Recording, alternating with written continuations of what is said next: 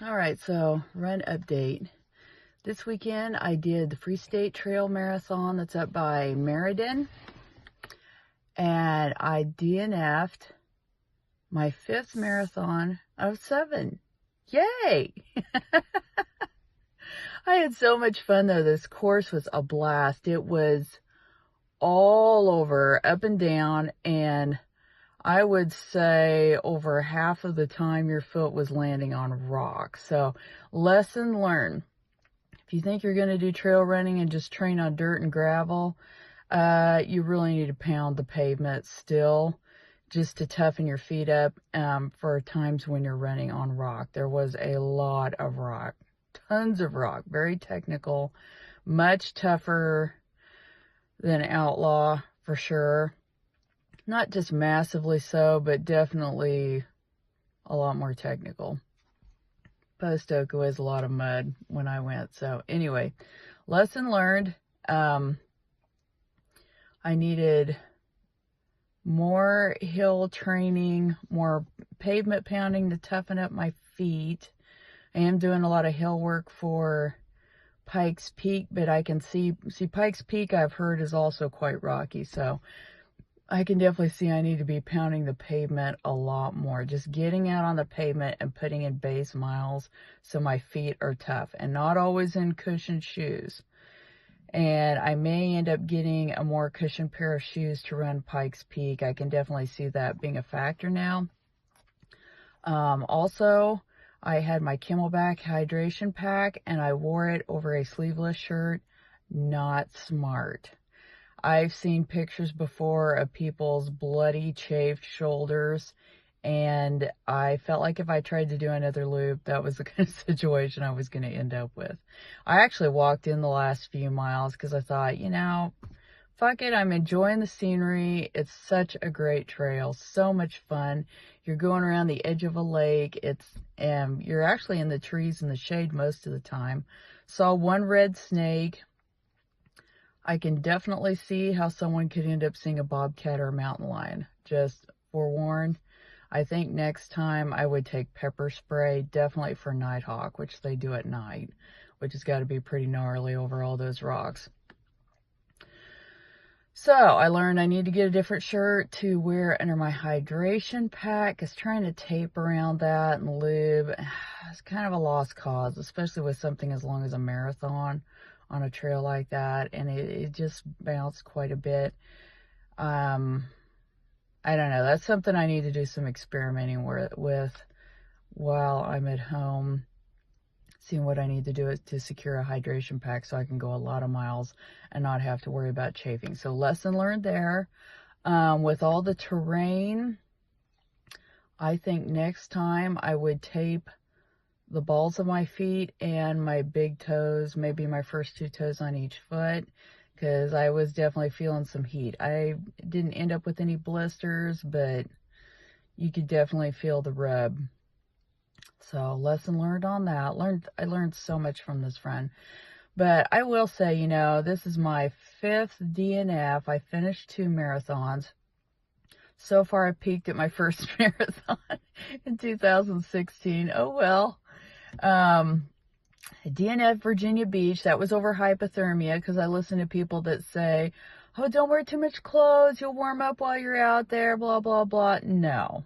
Some people warm up. I am not one of those people. So I DNF'd at the halfway, and my legs were beet red, and it was miserable just getting back to a normal temperature.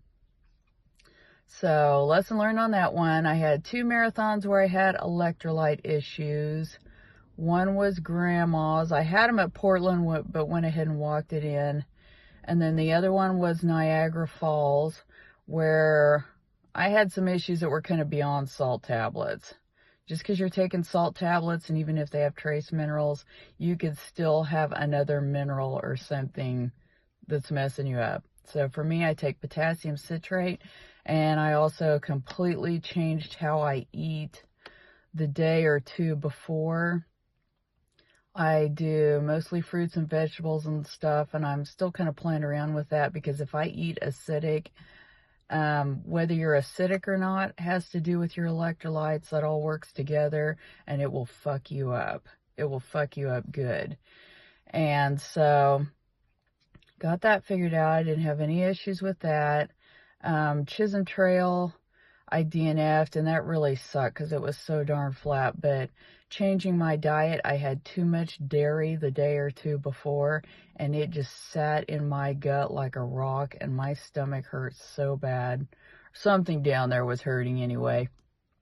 Don't know if it was technically my stomach, but you know, I ended up cutting out on that because my stomach was really hurting. It had been hurting for quite a few miles, and I thought, you know, I'd probably be fine to bring it on in, but why risk it? I've got 2 kids. I've got other things going on. I can live to race another day. It's not that critical. I'm not PRing anyway. And with this, I will say I ended up with both of my kids on this weekend, so they were back home with my aunt waiting for me to get home. And I will say that was another incentive to DNF, because it was like, you know, I want to hurry up and get home to my kids. I don't want to be out here all day away from them, and this is not going that great anyway. It can go a lot better the next time, so why kill myself? But honestly, on that note, you know, some people get so wrapped up in whether or not they DNF'd or what their pace was or what their PR is, blah, blah, blah. I'm like, you know, this is a motherfucking hobby. You're not getting paid to do this. Do you know who cares about your time? You. And that's pretty much the beginning and the end of the list. No one cares. Nobody. So, you know, it's good to make progress, and I like to keep track of my stats and things, see where I'm at, see where I need to make improvements. But honestly, the races I've entered, I've learned so much from them that I hadn't figured out or put together on training runs. So, you know, it's been great. I felt like I got my money's worth out. I've seen some great scenery, run some neat courses and trails. I have no regrets about that. Had a great time. I'm not making myself miserable over staring at my watch. And this is one of the things I like about trail running, is you have a lot more trail runners that aren't obsessed over their watch, a lot more so than road runners. Although I do read here and there about road runners getting fed up with it and just, you know, not wanting to kill the fun of their run. So, you know, just remember, this is a hobby. A hobby. You're not getting paid to do it. You're spending money to do it. And if you're spending money to do this and putting time into it, you need to be enjoying it. Otherwise, what's the point? You might as well quit and go do something you can enjoy, whether it's day drinking or whatever. But, you could buy a lot of craft beer for what this shit costs. But anyways, you know, so, you know, think about that. Yes, it's good to look at your pace. Yes, you want to make forward progress, but don't kill your fun. Have fun anyway. And if you DNF, if you learned a few things, you went in doing the best you could, and it just didn't come together for one of any number of reasons that races can fall apart, no biggie. Lesson learned, make some adjustments, and on to the next one.